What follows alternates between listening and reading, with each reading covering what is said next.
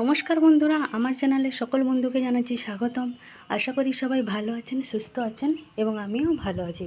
সকালবেলা সমস্ত আশেপাশে কাজ কমপ্লিট। সোনুকে টিউশনে দিয়ে আসার পর থেকে রান্নাবান্না একদম লেগে গেছিলাম। রান্নাবান্না হয়ে গেছে, তার সাথে সাথে এক বালতি কাপড় চোপড়ও কাচা হয়ে গেছে। সোনু স্কুল ড্রেসটা কাচেনি, যেহেতু স্কুলে পরে যাবে। আর এই যে এদিকে ওর শুধু কেটসটা কেচে শুকনো দিয়ে দিয়েছি। এবার এই কাপড়গুলো নিয়ে যাব ছাদে, শুকনো দিয়ে আসবো। রান্না বান্না হয়ে গেছে, রান্না হয়েছে মানে আজকে এই যে ঢেঁড়সগুলো ভাজা হয়েছে এভাবে ছোট ছোট করে, কুচি কুচি করে একদম ঢেঁড়স ভাজা হয়েছে। আর এদিকে আছে এই যে পটল আলুর তরকারি। এগুলো হচ্ছে দুপুরে মানে লাঞ্চের মেনু। এবার সবাই তো জানেনি, প্রায় সবাই, আমার আজকে বার। তো কাপড় চোপড় কেচে নিয়ে সব ছাদে দিয়েছি। অনেক কাজ আছে, সব কিছু গুছাগুছি করে রেডি করে নিয়ে যেতে হবে তবে মন্দিরে। আর মা গেছে রেশনে, কারণ আজকে রেশন দেওয়া হচ্ছিলো, মা ভুলে গেছে।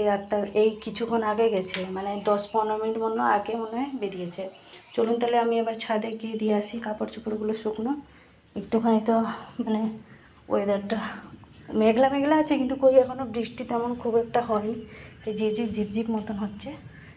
ভগবানকে শুধু রাখছি যেন বৃষ্টিটা যেন একটুখানি থেমে যাক, শুধু বাচ্চাগুলো স্কুলে পৌঁছে যাক, তারপরে বৃষ্টি হচ্ছে যা হোক, কালকের মতন যাতে না হোক।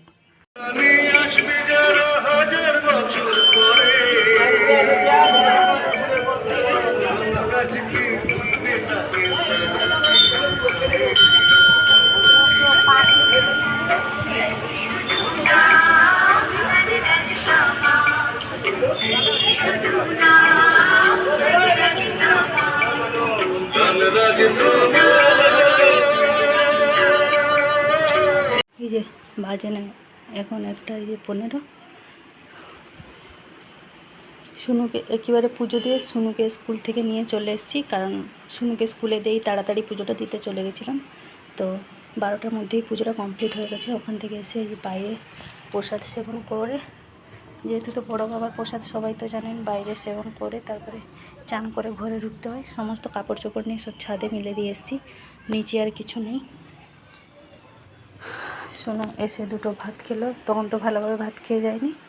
এসে দুটো ভাত খেলো, খেয়ে এখন শুয়ে আছে ঘরের ভিতরটা। বলছে ভালো লাগছে না, মাথাটা শুধু ঘুরছে বলছে। ডাক্তারবাবুকে জিজ্ঞেস করে এলাম, ডাক্তারবাবু বললেন নাকি দুর্বলে হচ্ছে।